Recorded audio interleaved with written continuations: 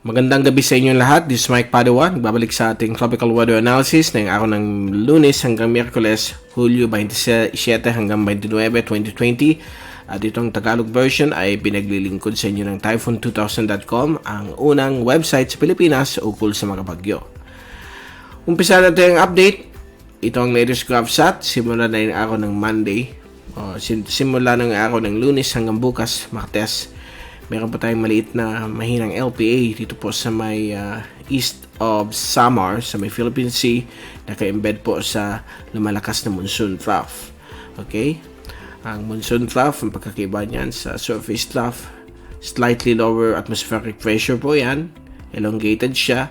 But, ang convergence ng hangin ay mula sa southwest at northeast or east. So, kapag meron pong westerly component sa baba nitong line, it's automatically a monsoon trough base po sa kanyang development pag ganitong panahon ng Hulyo hanggang September. So, ganyan po ang pangkaraniwang mga developments ng mga weather system sa ating bansa. So, itong LPA na ito, babantayin po natin ito for further development habang ito po ilalapit po sa Kabikulan. So, inaasahan po natin mga pag-ulan simula bukas hanggang Huwebes.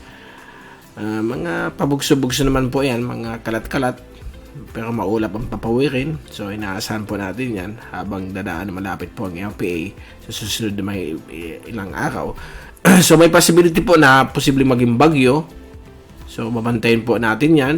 And dito naman po sa may labas ng PAR, may surface trough, hindi pa naman LPA. Meron dito mahinang LPA, biglang nag-form sa may upper part ng West Pacific. Hindi naman po ito makaka-affecto sa ating bansa. May ridge po dito ng high pressure papuntang west. At ito naman po yung frontal system sa may bahagi po ng China, Korea at Japan. So yan po ang ating GovSat. Ito po yung fast animation. Kitang-kita po natin dito ang paglapit to po ng array of thunderstorms papuntang Bicol region at Eastern Visayas. So inaasahan po natin mga pag-ulan baka bukas ng umaga hanggang hapon. Mga pabugso-bugso po yan, localized thunderstorms. Dulot po itong weak LPA dito sa may silangan bahagi po ng Kabisayaan.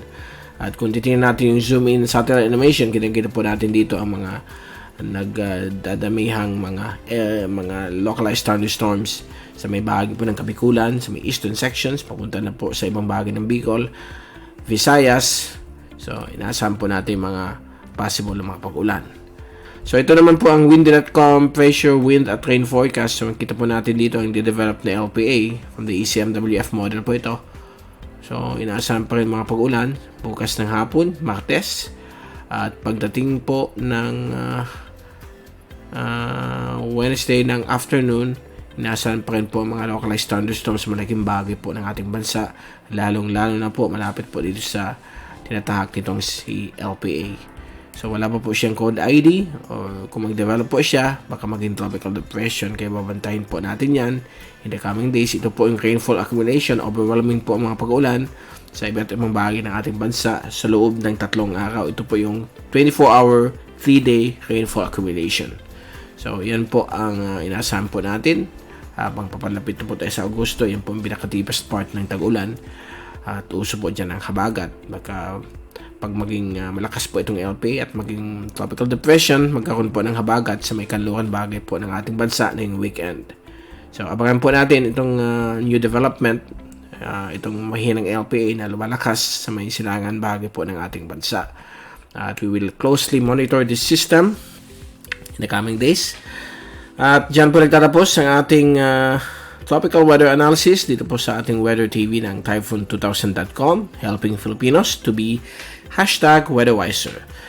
Ito ulit yung lingkod, Mike Padua ang papaalam. Mag-ingat po tayong lahat at maraming salamat po sa pagpanood nyo ng ating YouTube channel.